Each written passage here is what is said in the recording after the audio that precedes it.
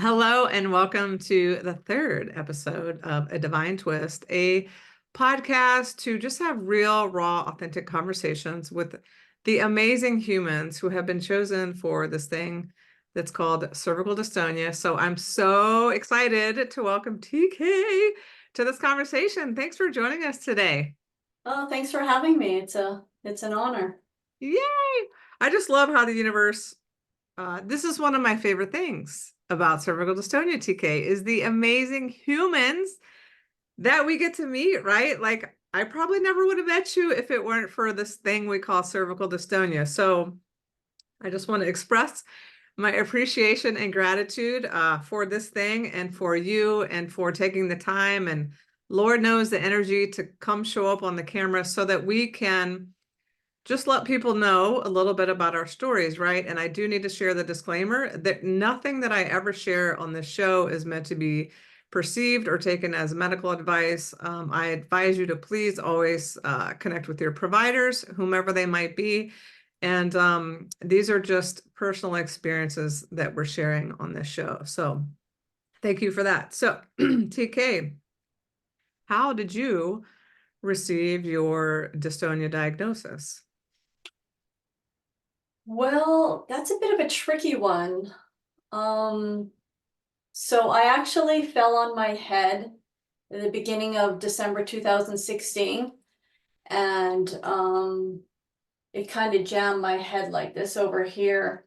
And went to ER and saw some doctors, and they're all just like, "Oh, it's just injury, go to PT, and it should get better." And then it didn't get better. It actually got worse. It got brutally worse to the point where I'd wake up in the middle of the night and I would just go downstairs on the sofa and curl up in a ball and cry because my head was being pulled so far like this that there was nothing I could do about it. Um, so no doctor gave me a diagnosis, and then when I finally saw a neurologist, we kind of had to skip over the dystonia part because when I entered his office, I had like 183 over 130, and he ended up hospitalizing me where they found that I had a 7-inch blood clot in my left leg, and I'd actually had. I just want to interject there for a second. So you were talking about your blood pressure when you said 173 over 100 something. 183 over 130, or was it 185? Yeah. Wow. That's incredible that you're still standing a blood pressure that high. Okay. Thank you for clarifying that. Okay.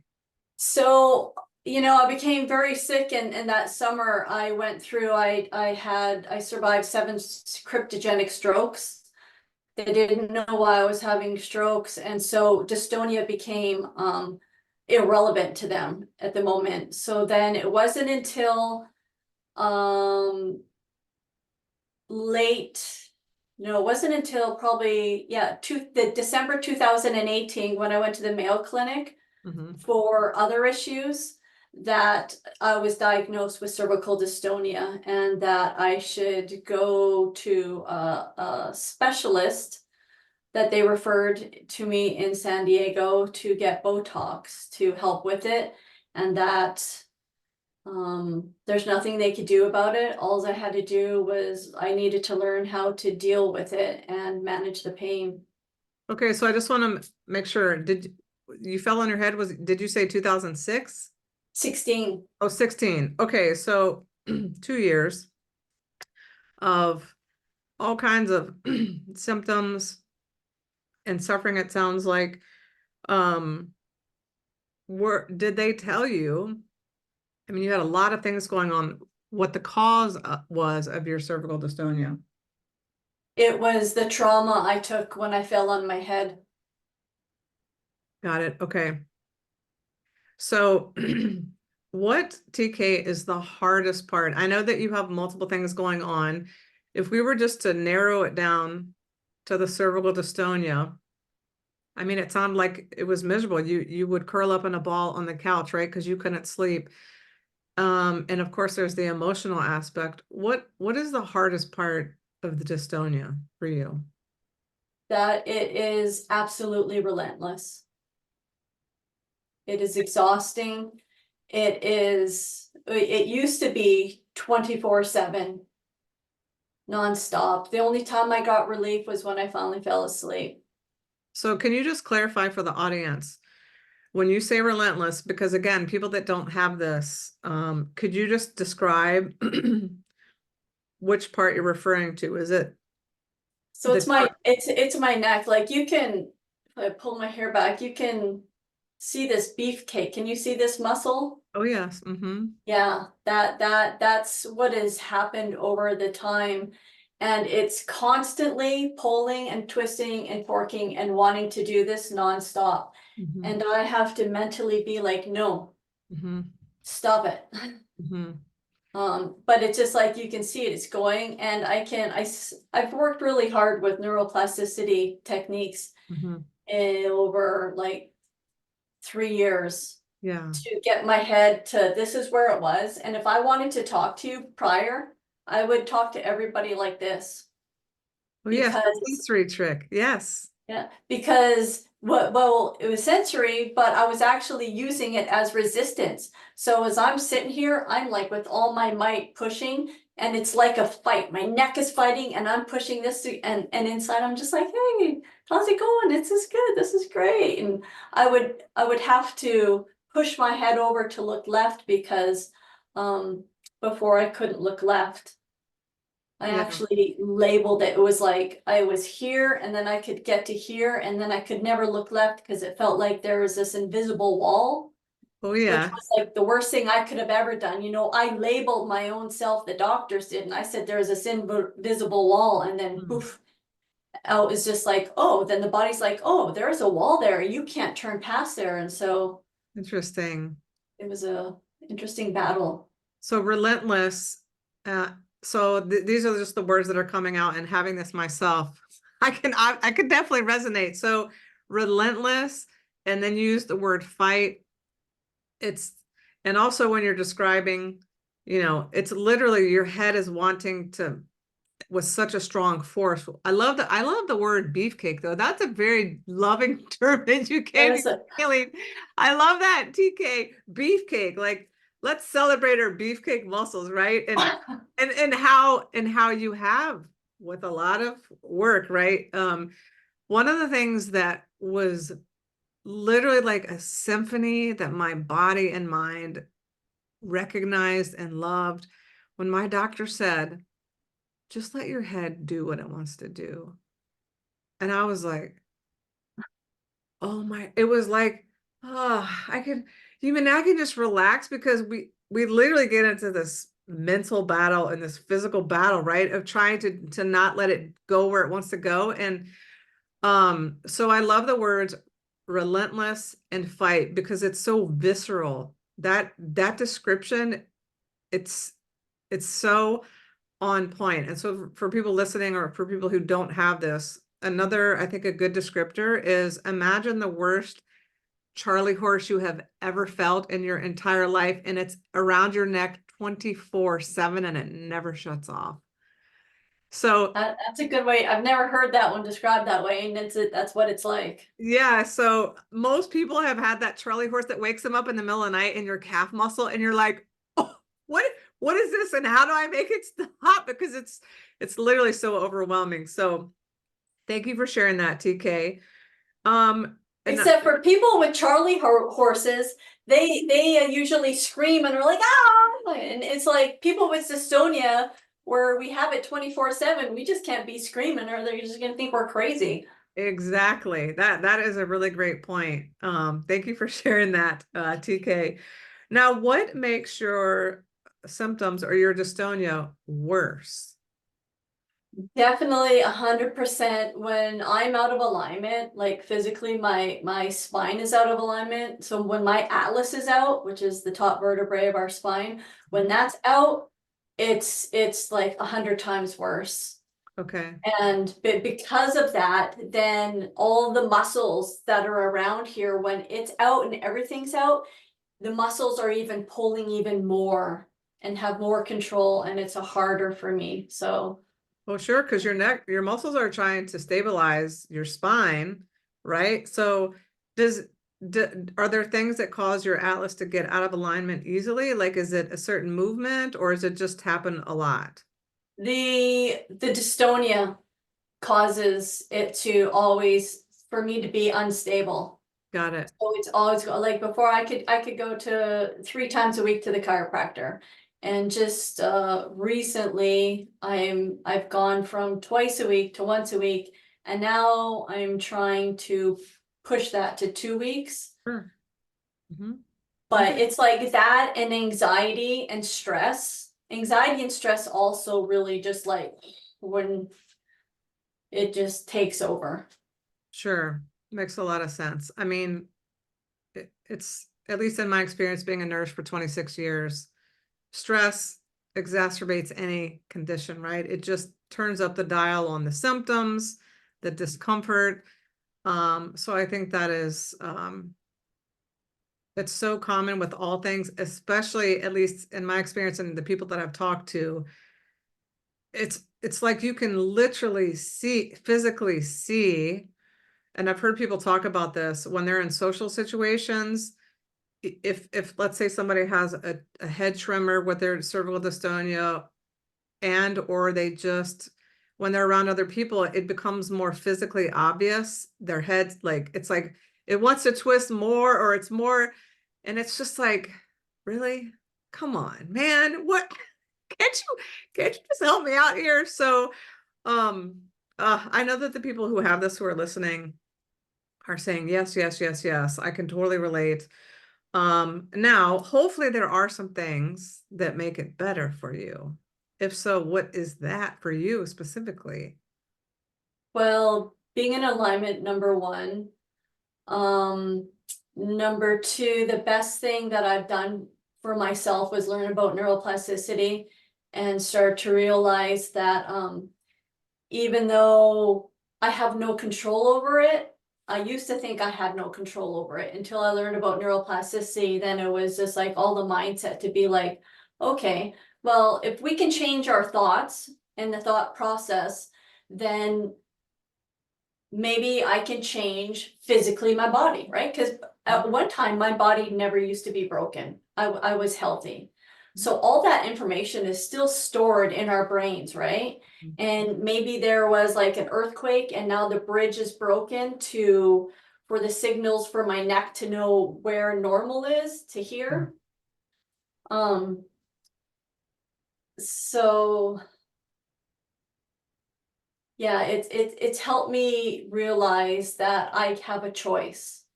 I Mm. can choose to live with it and just surrender to the pain and just let it sit here and me do all these tricks to try to endure, or I can choose myself every single day and train myself, which I'm doing constantly 24/7. Like even right now, like my head is still tilted, right? Mhm. But that's a long way I've come from here 24/7 to like this is now my normal. All through neuroplasticity and saying no, and then reprogramming and like realigning and saying neutral, like record, brain record Yeah. when everything is relaxed. I think what you're sharing is very powerful, TK, because the way that I see that is that there are often at least two components of this, of I call it dancing with this condition, is that there's the physical component, which for some people it's very obvious if like if we're stuck like this or we're twisted and or we have a tremor, there's the physical component. To me, the second component is the mental component and the constant arguing or fighting with the mind of it's all consuming. It's all you can think about, right? Is that you have this thing with your neck that is not in your control. Sometimes we can see it and sometimes we can't. To me, the mental exhaustion is the relentless part. Mhm. So would you say, because of all of the work that you have done, both on your physical vessel and laying down new neural pathways basically in the mind, would you say that it's less consuming mentally for you than it was before? Absolutely. When I first learned about it, like how to do my somatics and how to achieve neuroplasticity, like how to build those new pathways, how to do it. Mhm. When I finally learned how to do it, it was just like, it was like choice. You know, Dr. Caroline Leaf, in my books, can't say it any better because she's a neuroscientist, and she broke it down to think, feel, choose. And I was always listening to her podcasts, and it'd be like, think, what are you thinking? Well, even though I have other issues going on in my body, I'm like thinking dystonia because I'm feeling that constantly. And then it's like, feel, what does it feel like? Well, it freaking hurts. It's relentless. I hate it. It's destructive.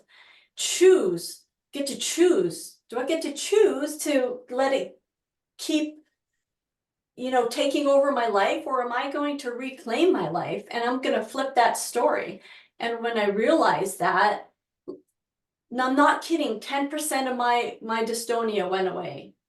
And I thought, wow, if I could just keep doing that, even 10% was better living like that than living like this for the rest of my life.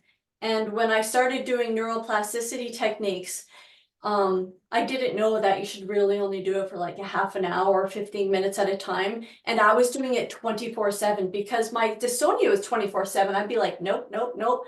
And I couldn't figure out for the first 2 weeks, like it was like I was pregnant again. I was in bed like at 7:30, and I was just knocked out. I couldn't figure out why I was so exhausted. And then I learned that, when you're working with your mind and your brain and doing neuroplasticity work, it's exhausting. And yeah, but I've never been one to take the easy path in life. Yeah, well, again, the whole purpose of this show, of these conversations, is to model for people what is possible, even though both and yes, there's this thing called dystonia, this thing called cervical dystonia, and these are all the ways that it can look. Everybody's presents differently. And at the end of the day, to your point, TK, and to your success, what you focus on matters. And we do have sovereignty of choice, even if it's the lesser of two evils. It's like, does my head want to go this much or this much? Okay, well, I get to choose what it means, right? What does this even mean that my neck does this thing? Like, Yeah. what if I just didn't care? Like, what? So I love so much that you are an example of what happens when we lean into, oh my gosh, to me, it's like the Nestea plunge keeps coming up. When you do that thing where you just drop back into the water and you have to trust the water will catch you. And the more relaxed you are when you lean in, the less the water will smack your back.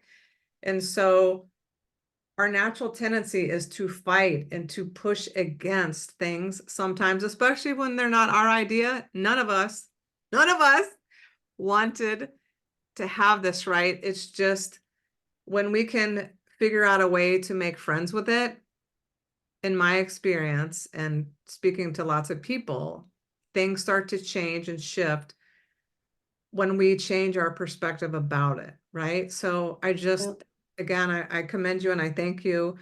Which leads me to the next question. What has dystonia taught you? It's taught me to think outside of the box.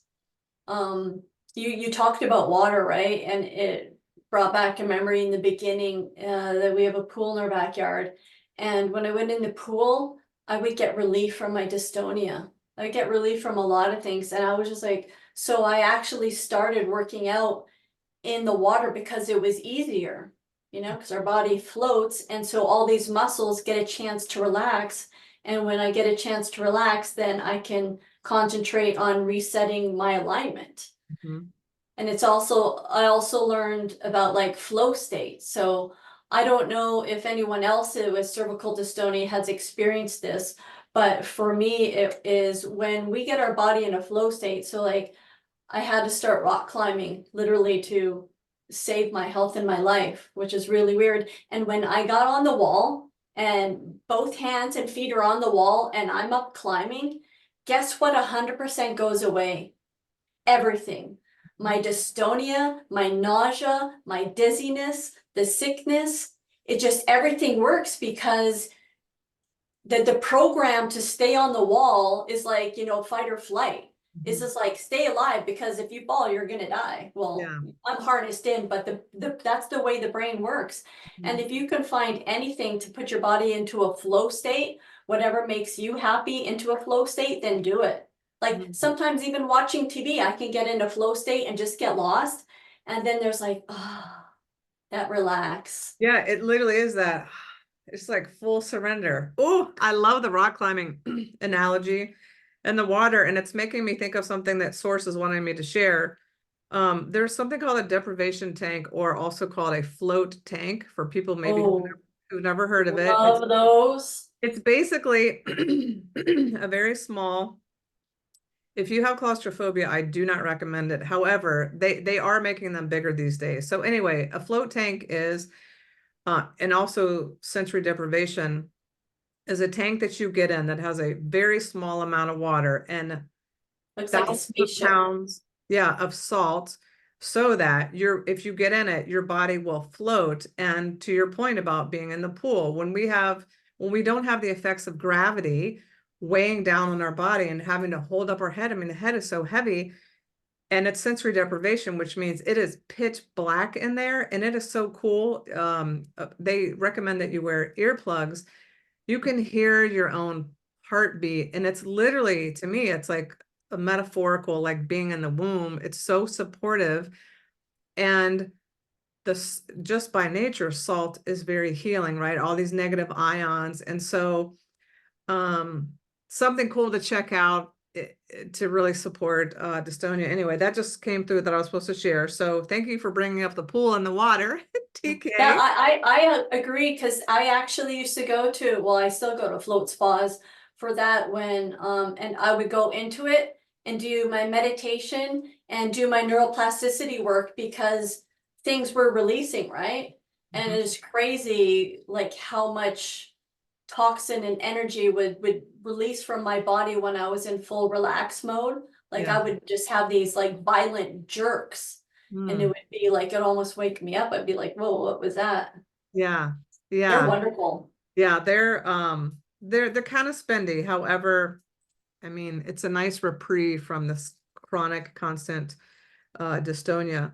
Um, so here's another juicy question. Is there anything that you have had to let go of as you navigate dystonia? Sadly, I've had to let go of a lot. I'm an athletic person, so when my dystonia hit, skiing was over, hockey was over, golf was over. Being in the ocean, surfing or boogie boarding was over. Mhm. And a lot of those are, I'm just coming back into hockey now, although I'm not allowed to do it on the ice anymore. So I do ball hockey. And last year I pulled out my clubs for the first time since 2016 because I've trained myself to look, right? I'm right-handed. Actually, I'm ambidextrous, so I could train myself to golf the other way, but that'd be expensive. Um, yeah, so it's just sports because you have to be able to look and do and see. Right. And I still do get Botox injections. I Okay. used to have to get it every 10 weeks. And then in the last 4 months, I have switched to every 12 weeks. So Okay. yay, that's less Botox because Yes. of the work I'm doing, right? Yeah. This It's is work. It's nasty. working. Yay. That's Yeah. wonderful.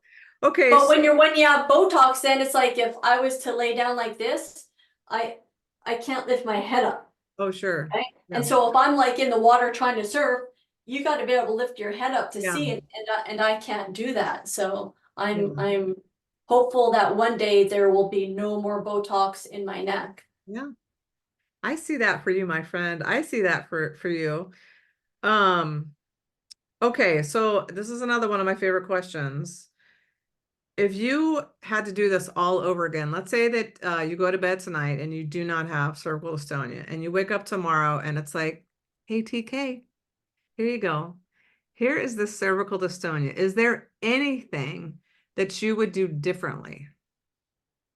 Well, I got cervical dystonia from a fall, so I would not get on that child's chair to hide Christmas presents up high ever again. If I hadn't fallen, I I wouldn't have had this. Got it. Okay. So maybe you wouldn't have gotten on the chair. Okay.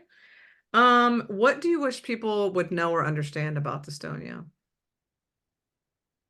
That it's relentless, it's painful.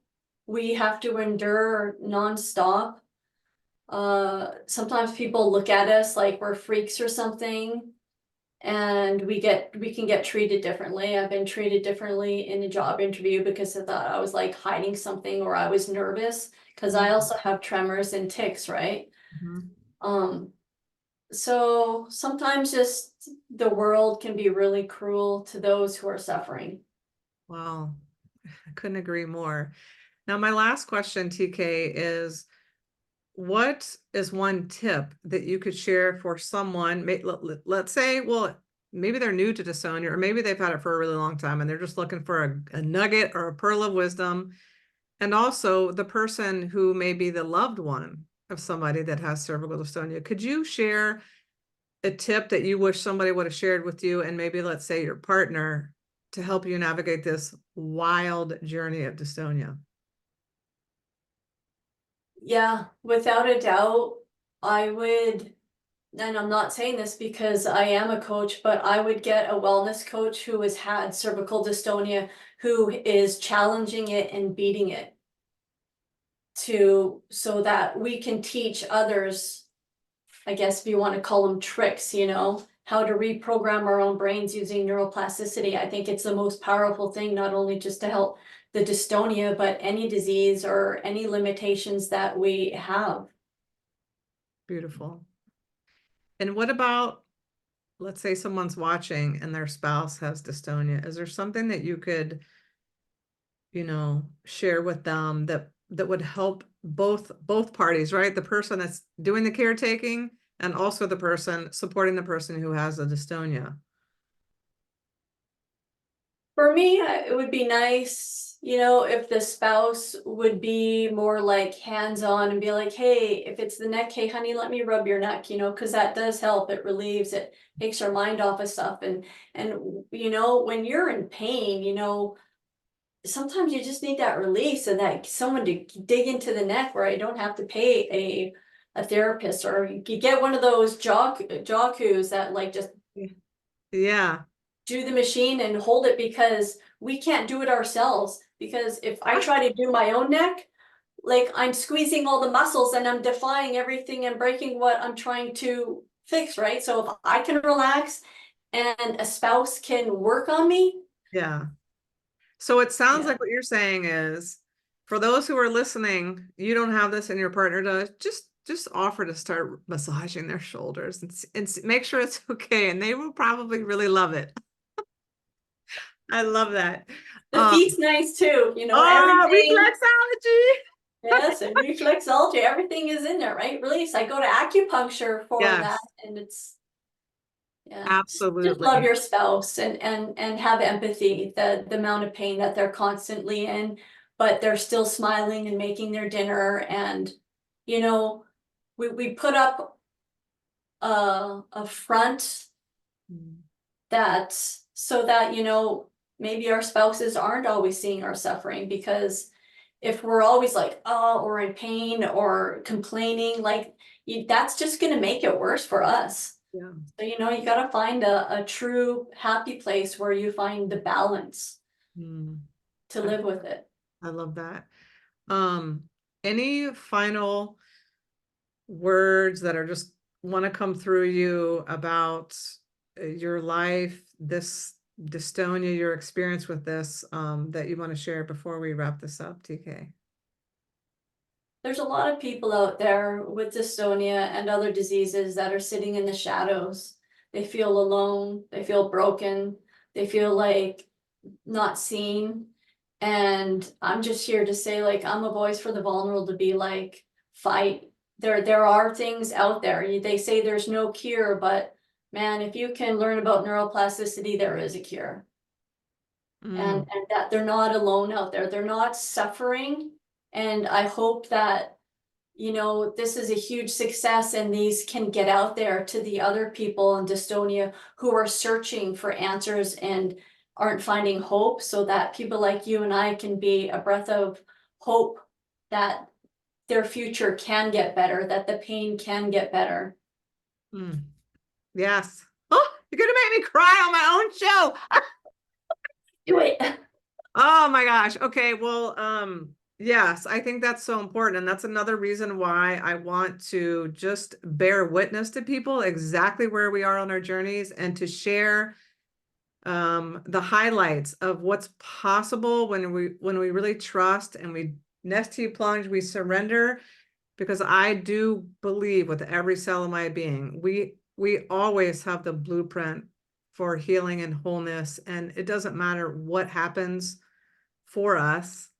There's always a way to have a better experience if we can trust and the support of higher powers, whatever you believe in. And also, you got to do the work. You have to do the work. And so if you want it, it's available. So, wow, what a sacred conversation, TK. I'm so grateful the universe put us in this on the same path on the same day.